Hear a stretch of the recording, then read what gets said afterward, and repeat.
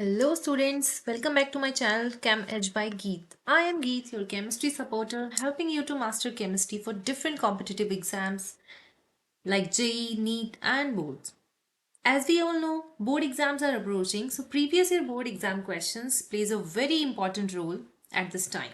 And on this channel, we have already discussed previous year board exam questions for electrochemistry. Now it's the turn for next important and scoring chapter, which is biomolecules. So in today's video, I am going to discuss 1 mark questions for biomolecules. So let's get started. Our first question is, which of the following statements is not true about glucose? Glucose के बारे में कौन सा statement सही नहीं है? It is an aldohexose. देखो बच्चों, aldo means aldehyde. Aldohexose word जो है इसको हम ब्रेक करके समझेंगे. एल्डो मतलब होता है एल्डिहाइड एंड हेक्सोस का मतलब होता है containing 6 carbon.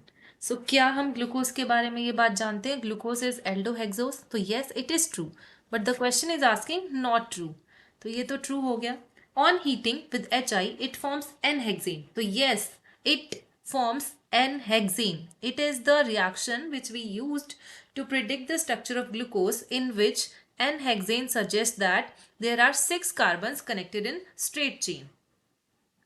Next option is it exists in furanose form. Okay, so we have discussed 2 type of ring structure, pyranose and furanose.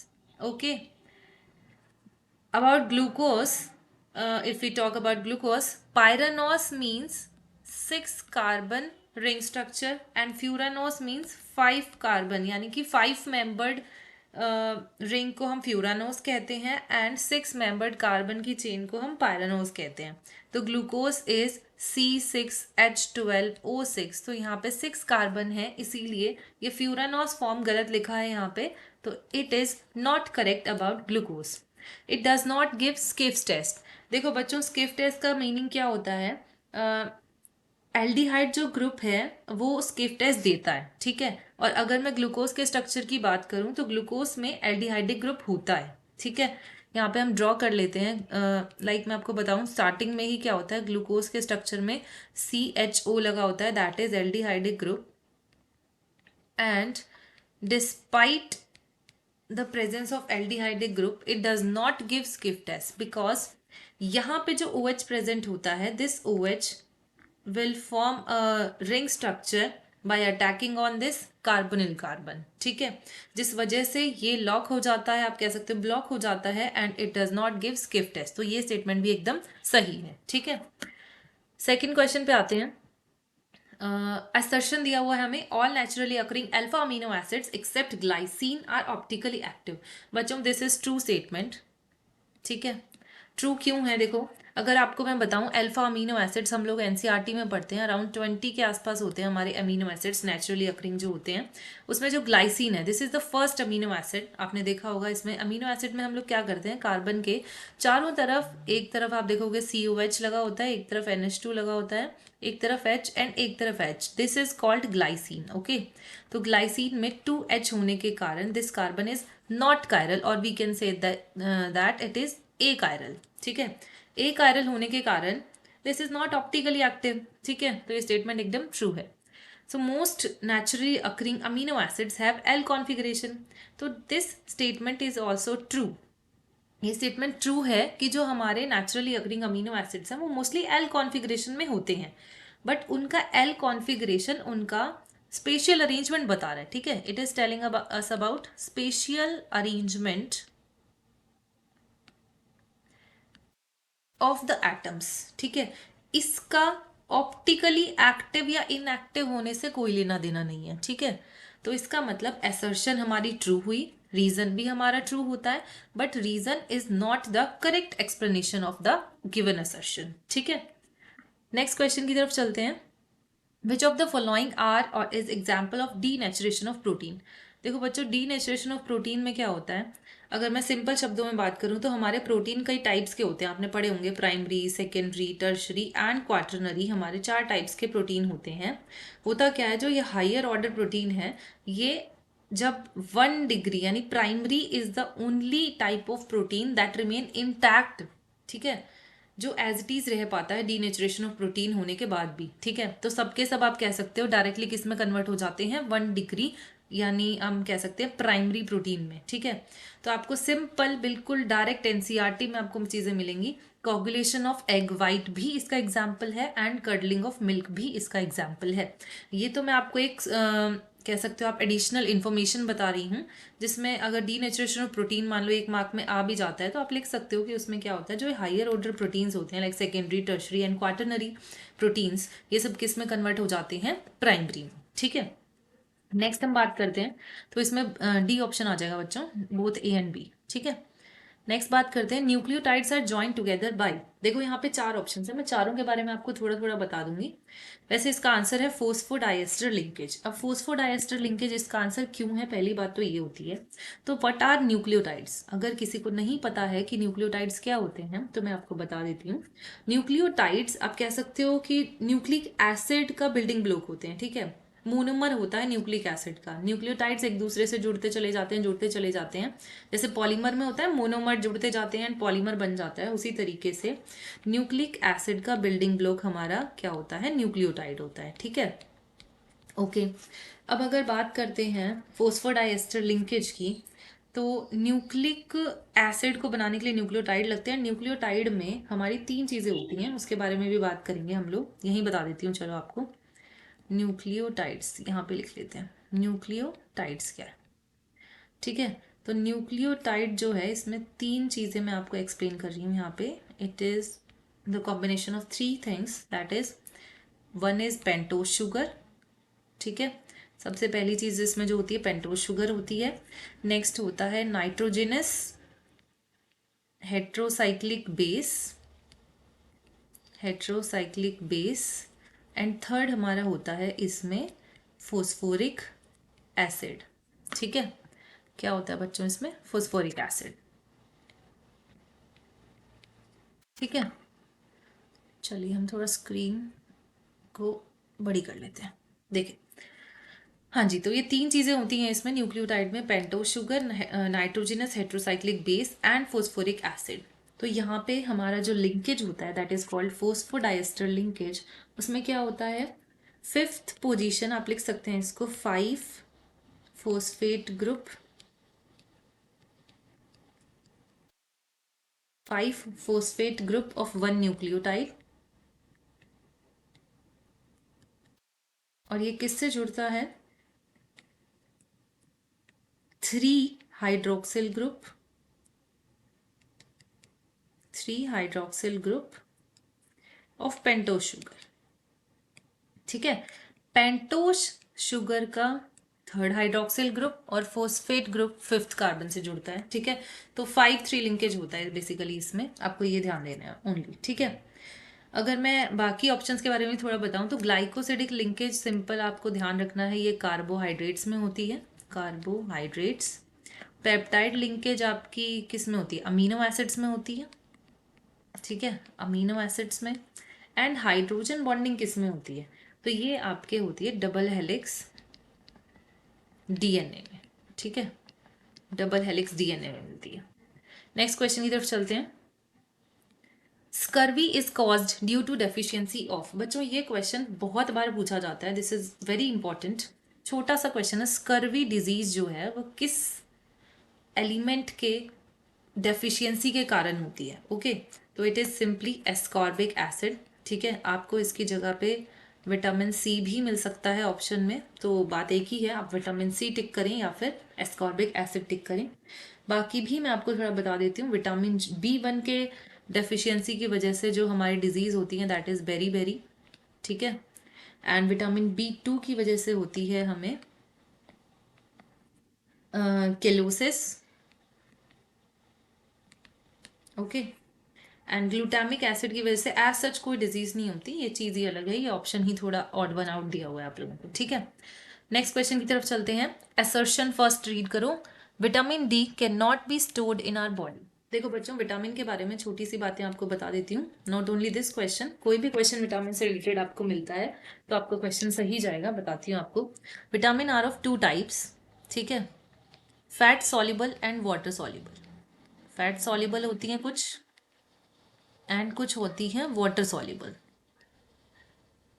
ठीक है बच्चों, फैट सॉल्युबल वाटर सॉल्युबल। अब नेक्स्ट क्वेश्चन जो आता है यहाँ से, आपको कई बार डायरेक्टली जैसे ये पूछा है vitamin D is a fat soluble vitamin, अब यहीं पे हमें नहीं पता होगा फैट सॉल्युबल है कि नहीं, तो how can we do this question. Okay, तो आपको मैं सीधा सीधा सिंपल बता रही हूँ, फैट सॉल्युबल आपको याद रखनी है ए, डी, ई एंड के, ये चारों फैट सॉल्युबल होती हैं। ठीक है, उसके बाद वाटर सॉल्युबल की बात करें तो बी एंड सी, ये दो जो विटामिन्स होती हैं, वाइटामिन्स कह सकते हैं आप, तो ये होती है हमारी वाटर सॉल्युबल। अब देखो आप इसको कैसे लिंक करोगे, नेक्स्ट होता है ये वाला क्वेश्चन जो बनता है कि बॉडी में स्टोर होती है या फिर नहीं होती।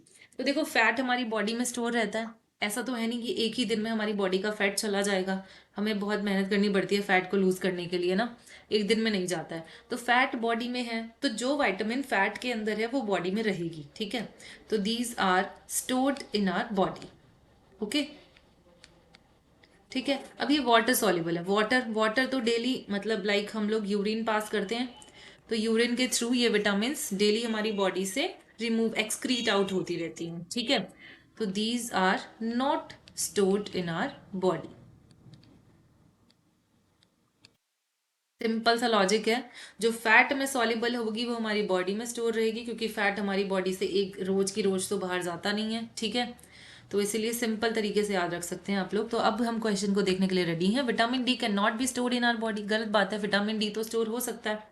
Vitamin D is fat soluble vitamin, yes, and is not excreted from the body in urine, yes, ये वाली स्टेटमेंट ट्रू है एंड ये वाला स्टेटमेंट बच्चों फॉल्स है। ठीक है, नेक्स्ट क्वेश्चन की तरफ चलते हैं। Two among the three components of DNA are beta D2 deoxyribose and heterocyclic base. The third component is, देखो बच्चों DNA का मतलब क्या होता है, आप लोगों ने छोटी क्लासेस में भी पढ़ा होगा, डीऑक्सीराइबो न्यूक्लिक एसिड। ठीक है, डीऑक्सीराइबो न्यूक्लिक एसिड, इसको हम डीएनए बोलते हैं। ठीक है, ये देखो बीटा D2 डीऑक्सीराइबोस। अब बात आ रही है यहाँ पे न्यूक्लिक एसिड। अभी अभी मैंने आपको बताया था कि जो न्यूक्लिक एसिड है ये किससे बनता है, न्यूक्लियोटाइड्स से। ठीक है, न्यूक्लियोटाइड्स, एंड न्यूक्लियोटाइड्स जो हैं वो तीन पार्ट से मिलके बनता है।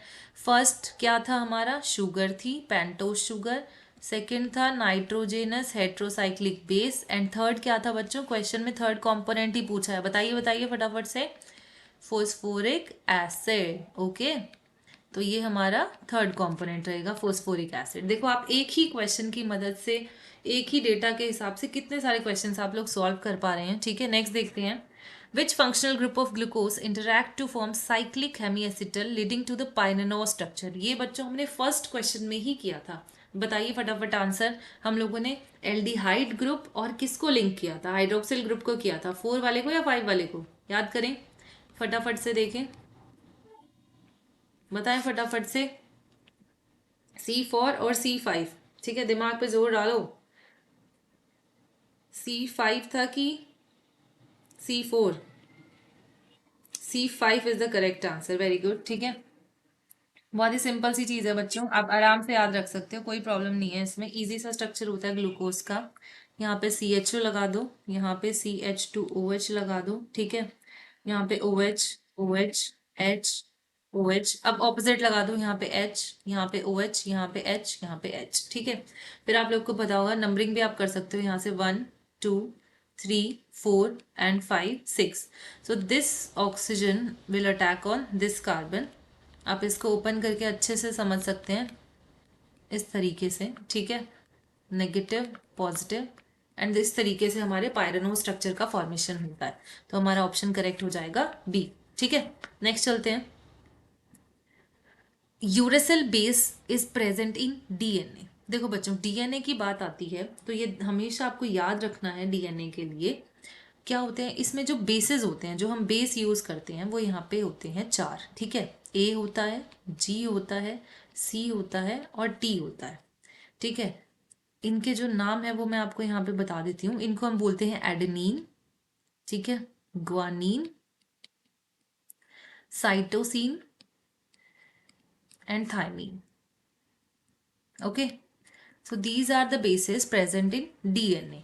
जो यूरेसिल है, यूरेसिल जो होता है वो आपका आरएनए में प्रेजेंट होता है, नॉट इन डीएनए। ये किसको रिप्लेस करके आता है? थायमीन की जगह पे यूरेसिल आ जाता है, बाकी सब कुछ सेम रहता है हमारे आरएनए में, ठीक है। तो ये स्टेटमेंट के बारे में आप क्या कहोगे, फॉल्स है कि ट्रू है? फॉल्स हो गया। DNA undergoes self replication, yes this is true. ऐसा क्यों है? देखो डीएनए के पास ये प्रॉपर्टी है, तभी तो ये जेनेटिक मटेरियल की तरह एक्ट कर पाता है, लाइक वन जनरेशन से अनदर जनरेशन में ये ट्रांसफर हो सकता है, ठीक है। डीएनए ट्रांसफर होता है, as you all know. Next question, the glycosidic linkage involve in linking the glucose units in amylase part of starch. देखो बच्चों, स्टार्च क्या होता है? स्टार्च इज अ कार्बोहाइड्रेट, ठीक है। स्टार्च हमारा कार्बोहाइड्रेट होता है, एंड कार्बोहाइड्रेट में जो carbohydrate is basically A polymer, ठीक है। पॉलीमर होता है स्टार्च, जो है पॉलीमर होता है। किसका पॉलीमर होगा? डेफिनेटली पॉलीमर के कोई ना कोई मोनोमर्स रहे होंगे।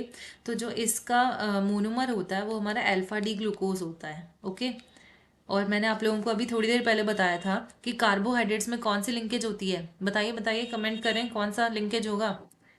ग्लाइकोसिडिक लिंकेज, ठीक है, ग्लाइकोसिडिक लिंकेज, ओके। तो अब बस हमें ये क्वेश्चन का आंसर देना है। अल्फा है तो डेफिनेटली इन दोनों को आप एलिमिनेट कर देंगे, अल्फा लिंकेज होगी। अब इतना आपको याद ध्यान रखना पड़ेगा बच्चों, जब आप स्टार्च का स्ट्रक्चर सीखेंगे तब आपको पता रहेगा वो चीज़, ठीक है। तो हमारे 10th क्वेश्चन का जो आंसर है वो होगा C1 एंड C4 लिंकेज होती है अमाइलेज में, ठीक है। एंड नेक्स्ट क्वेश्चन की तरफ चलते हैं। An alpha helix is a structural feature of, देखो alpha helix is a structure of DNA, ठीक है। एंड डीएनए क्या होता है? न्यूक्लिक एसिड, है ना। तो क्या ये न्यूक्लियोटाइड्स होना चाहिए? सोचिए सोचिए, बिल्कुल भी नहीं, गलत सोच रहे हैं हम लोग। देखो मैं बताती हूँ, जो अल्फा हेलिक्स है ये बेसिकली प्रोटीन से रिलेटेड है। कैसे होगा? हमारा जो प्रोटीन है उसमें मैंने अभी थोड़ी देर पहले आपको बताया था 4 टाइप के स्ट्रक्चर बनते हैं, प्राइमरी, सेकेंडरी, ठीक है, then tertiary and quarter, tertiary and quaternary. ये 4 स्ट्रक्चर्स होते हैं बच्चों हमारे, किसके लिए? प्रोटीन्स के लिए, ठीक है। तो सुक्रोज एक कार्बोहाइड्रेट है, स्टार्च एक कार्बोहाइड्रेट है, न्यूक्लियोटाइड्स एक न्यूक्लिक एसिड है। अल्फा हेलिक्स जो स्ट्रक्चर होता है वो हमारा पॉलीपेप्टाइड्स का होता है, ठीक है, अमाइनो एसिड्स का होता है, okay. So in this video, we have discussed 1 mark question for biomolecules, and this is a very short video. I hope this helps you, ठीक है? And all the best for your board exams. Please like, share, and subscribe my channel. Thank you.